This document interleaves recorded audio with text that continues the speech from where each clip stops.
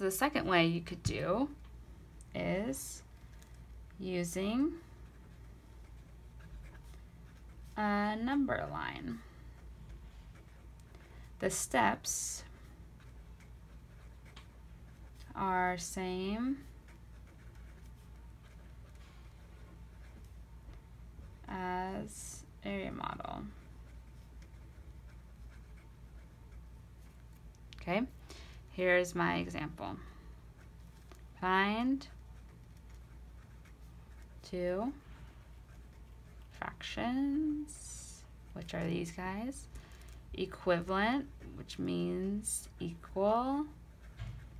Find two fractions equivalent. Oh, I mixed that up, it's okay.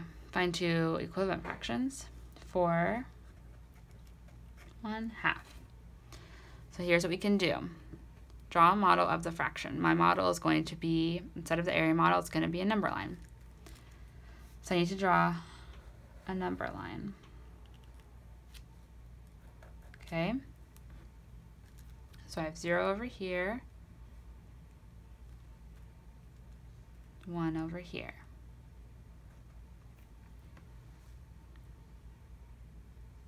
Okay. I'm going to split mine into, my whole is split into 2, so I got 1, 2. I only have one part of that, so I am just going to shade in this part, okay? We have 1/2. I have one of that half, okay?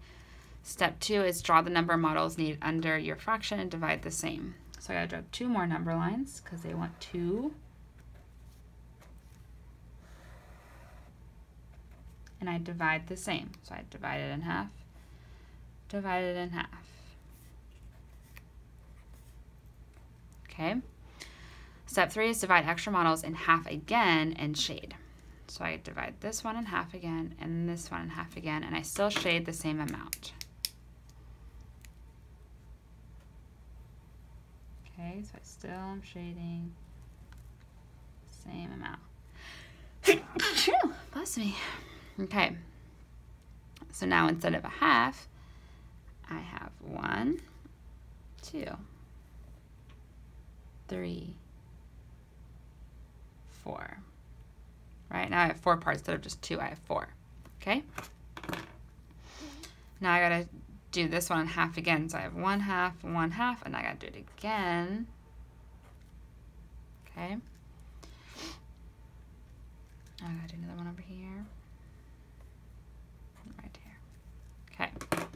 So now I'm gonna shade this. I'm still making it equal, so I'm still shading the same amount. But now I have 1, 2, 3, 4, 5, 6, 7, 8 parts, right? I had 1, 2 parts here, which gave me the half. I have 1, 2, 3, 4 parts here. I have 1, 2, 3, 4, 5, 6, 7, 8 parts here. Okay?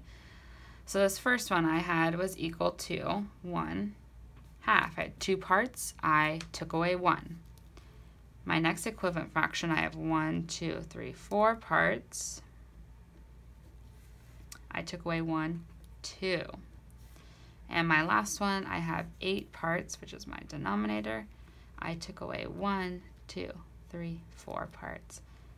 So there are my equivalent fractions for 1/2. I have 2 fourths and 4 eighths. Okay? All right, let's look at our last one, and then we will be able to practice on the one that you enjoy and connect with the best. Okay? The last thing you can do to find equivalent fractions is multiply by 1. So you can multiply by 1. And this is the one that I like doing, but it's up to you. Totally latch on to whichever one you connect with and can do well. Okay, so we have a multiply by 1 strategy. Step 1 is to write the fraction. So I'm going to skip, and let's say we want to do find 2 equivalent fractions for 1/3. Okay, step 1 is to write the fraction. I'm going to write the fraction 3 times, or yeah, well, 3 times because I want to write the first one and then I want to find 2 more, okay? So then I have 1/3, 1/3, 1/3. Okay? Step 2 is multiply by 1. So 1 can equal, anytime the number on top, so anytime your numerator and your denominator are the same number, it is equal to 1.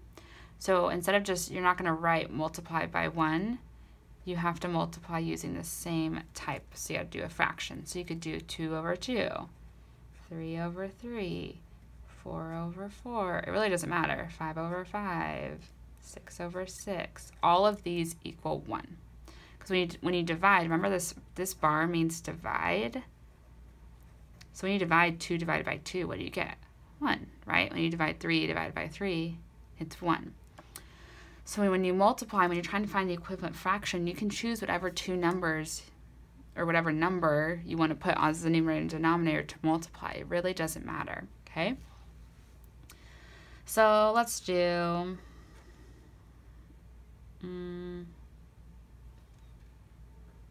5/5.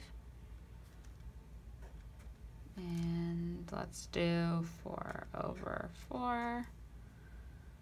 And then let's do 2/2. Okay, so I just chose whatever number I wanted to choose. I knew that a numerator and denominator that are the same is equal to 1. So I chose numbers that were kind of smaller, but that I could multiply. Okay, step 3 is to multiply